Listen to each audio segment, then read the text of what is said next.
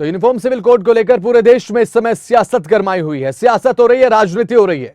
उत्तराखंड के मुख्यमंत्री पुष्कर सिंह धामी का फिर से बयान सामने आया। क्या कुछ कहा मुख्यमंत्री पुष्कर सिंह धामी ने अब की बार यूनिफॉर्म सिविल कोड को लेकर, आपको सुना देते हैं।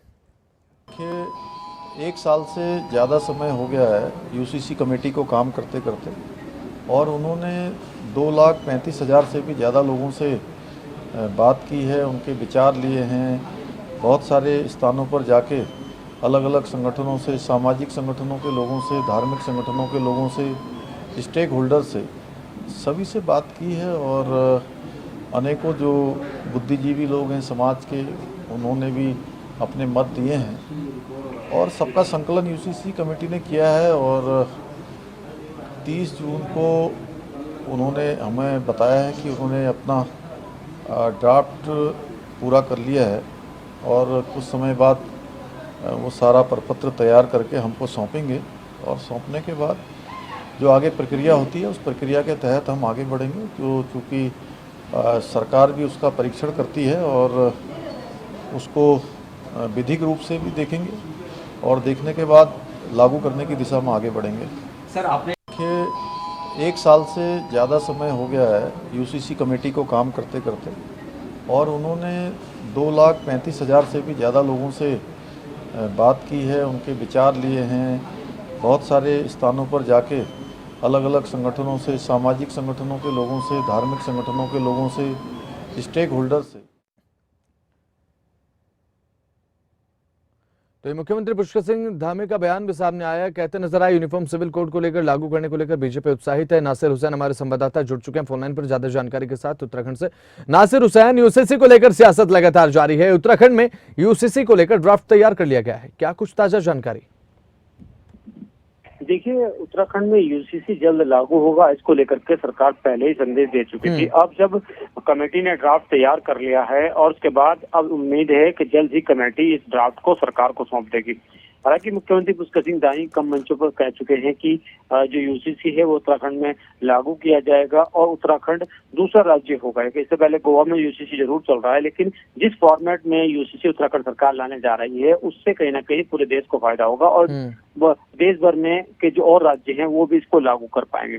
अब यूसीसी का ड्राफ्ट सरकार के हाथों में आने की देर है। जैसे ही सरकार के हाथों में यूसीसी का ड्राफ्ट आ जाता है तो वो उसको विधानसभा का विशेष सत्र बुलाकर वहां पर पारित करेगी और उसके बाद उत्तराखंड राज्य में लागू कर दिया जाएगा। हालांकि इसके बाद इसको केंद्र सरकार को भी भेजा जाएगा और केंद्र सरकार किस तरीके से अलग राज्यों के लिए इसमें गाइडलाइन जारी करती है वो अलग बात होगी।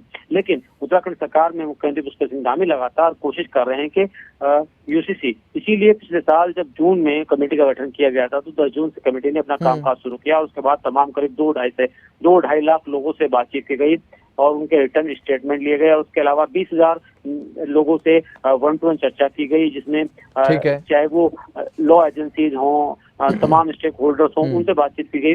उसके बाद करीब 144 बैठकों के बाद अब यूसीसी का ड्राफ्ट खुल करके तैयार हुआ है। बहुत सारे कानूनों की इस पर रिसर्च किया गया, जिसके बाद ये यूसीसी का ड्राफ्ट तैयार किया गया है। अब इस ड्राफ्ट में क्या कुछ है ये तो लागू होने के बाद ही जब सरकार पब्लिक प्लेटफॉर्म पर इसको रखेगी तब नजर आएगा। फिलहाल इस बात को लेकर के राजनीति जरूर हो रही है।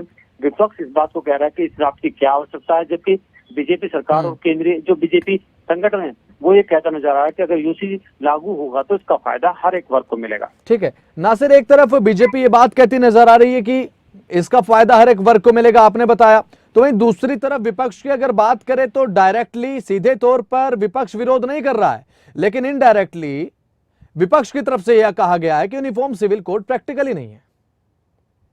देखिए, बिल्कुल, अगर आज एक नई बात सामने आए जिसमें बीजेपी अध्यक्ष तरफ से बयान दिया गया कि जो विपक्ष है वो सहमति जता रहा है, सहयोग दे रहा है, जबकि बीजेपी के जो कांग्रेस की जो प्रदेश अध्यक्ष है उनका कहना है कि सहमति की बात तो दूर, हमें तो यही मालूम नहीं है कि यूसीसी के ड्राफ्ट में क्या है, कैसा कानून है, क्या है। अगर सभी कुछ पता होगा तब तो पता चलेगा कि सहमति देनी है कि नहीं देनी है। बहरहाल कहीं ना कहीं विपक्ष का विरोध जरूर है। उनका ये कहना है कि आखिरकार यूसीसी की आवश्यकता क्या है, जबकि और ऐसे बहुत सारे कानून लागू हैं यूसीसी तो सिर्फ चुनावी मुद्दे से लोगों का ध्यान भटकाने के लिए लाया जा रहा है ताकि लोगों का ध्यान यूसीसी की तरफ जाए और जो 2024 का चुनाव होने वाला है बीजेपी उसमें एक बार फिर सेंधमारी कर सके।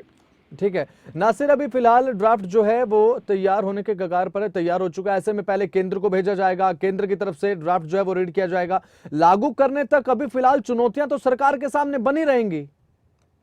देखिए बिल्कुल चुनौतियां बहुत सारी हैं, क्योंकि जिस तरीके से कांग्रेस भी इस बात को कह चुकी है कि वो इस बात का विरोध लगातार करेगी, चाहे वो राज्यसभा हो। उसके लिए कमेटी का गठन भी कांग्रेस कर रही है ताकि यूसीसी के बारे में चर्चा की जा सके, इसका विरोध कितना करना इस पर बातचीत की जा ठीक सके। है। और साथ ही साथ अगर राज्य सरकार की बात करें, सरकार कह रही है कि ड्राफ्ट तैयार हो जाएगा, लेकिन ड्राफ्ट तैयार होने के बाद इसको लागू होने में बहुत सारी मुश्किलात जरूर आएंगी, क्योंकि अभी राज्य विधानसभा में इसको लाया जाना है, विधानसभा में ये पारित होगा, उसके बाद वहाँ कितना विरोध विपक्ष का देखने को मिलता है, फिर जब ठीक है। केंद्र को भेजा जाएगा तो क्या इसमें करेक्शन किए जाते हैं, ये भी देखने वाली बात है।